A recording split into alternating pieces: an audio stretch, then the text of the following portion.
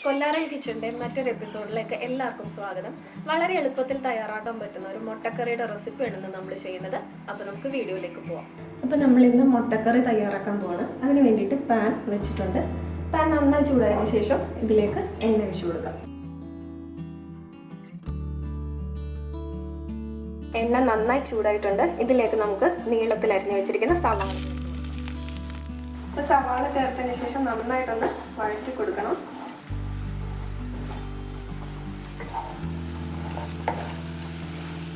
ഇതിലേക്ക് ഉപ്പ് ചേർത്ത് കൊടുക്കാം.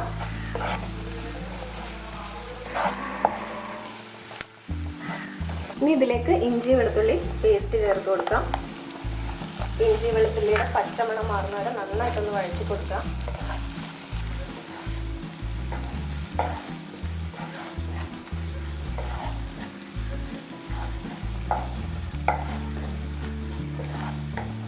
ഇഞ്ചി വെളുത്തുള്ളിയുടെ പച്ചമണം നന്നായി മാറി വന്നിട്ടുണ്ട്. ഇനി ഇതിലേക്ക് പച്ചമുളക് ചേർത്ത് കൊടുക്കാം. ഇതുപോലെ ഒന്ന് കീറി ഇട്ട് കൊടുത്താൽ മതി.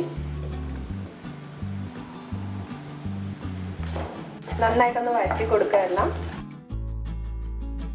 ഇനി ഇതിലേക്ക് ഒരല്പം കറിവേപ്പില കൂടി ചേർത്ത് കൊടുക്കാം.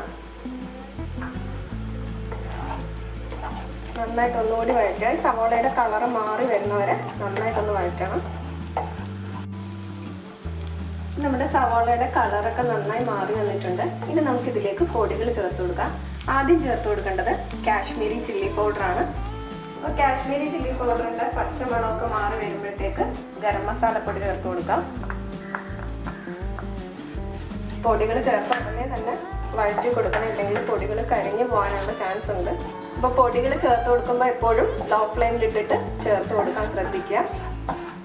ഇതിലേക്ക് ഒരല്പം വെള്ളം ചേർത്ത് കൊടുക്കാം.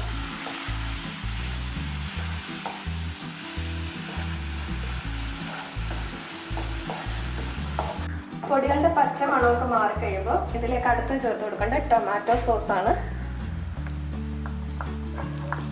ടൊമാറ്റോ സോസ് ചേർത്തതിന് ശേഷം നന്നായിട്ട് ഒന്നുകൂടി വഴറ്റി കൊടുക്കാം. ഈ സോസിന്റെ പച്ച മണമൊക്കെ ഒന്ന് മാറണം. സോസിന്റെ പച്ച മണമൊക്കെ മാറി വന്നിട്ടുണ്ട്. ഇനി നമുക്ക് ഗ്രേവിക്ക് ആവശ്യമായിട്ടുള്ള വെള്ളം ചേർത്ത് കൊടുക്കാം. ചൂടുവെള്ളം ചേർത്ത് കൊടുക്കണം, ഒരിക്കലും പച്ചവെള്ളം ചേർത്ത് കൊടുക്കരുത്.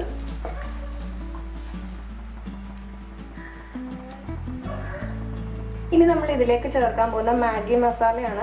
അപ്പോൾ മാഗി മസാല ഓപ്ഷണലാണ്, നിർബന്ധമൊന്നുമില്ല. പിന്നെ നമ്മുടെ മസാല ചേർക്കുമ്പോൾ നമ്മുടെ മുട്ടക്കറിക്ക് നല്ലൊരു ടേസ്റ്റും ഫ്ലേവറൊക്കെ ഉണ്ടാവും. ഇനി ഇതിലേക്ക് നമ്മൾ മുട്ട ഒന്ന് ചേർത്ത് കൊടുക്കുക. ഇതുപോലെ ഒന്ന് വരഞ്ഞിട്ട് ചേർത്ത് കൊടുക്കുക. അപ്പോൾ മസാലയൊക്കെ ഉള്ളിലേക്ക് നന്നായിട്ട് പിടിക്കും. മുട്ട ചേർത്തതിന് ശേഷം നന്നായിട്ടൊന്ന് മിക്സ് ചെയ്ത് കൊടുക്കുക. നമ്മുടെ കറിയൊക്കെ അല്പം ഈ മുട്ടയുടെ മുകളിലേക്കൊന്ന് മിക്സ് ചെയ്ത് കൊടുക്കുക. അപ്പോൾ ലാസ്റ്റ് നമുക്കൊരു അല്പം പഞ്ചസാര ചേർത്ത് കൊടുക്കാം. പുളിയൊക്കെ ഒന്ന് ബാലൻസ് ചെയ്യാൻ വേണ്ടിയിട്ടാണ്. അവസാനം നമുക്കൊരല്പം കറിവേപ്പില കൂടി ഇങ്ങനെ വെതറി ഒന്ന് കൊടുക്കാം.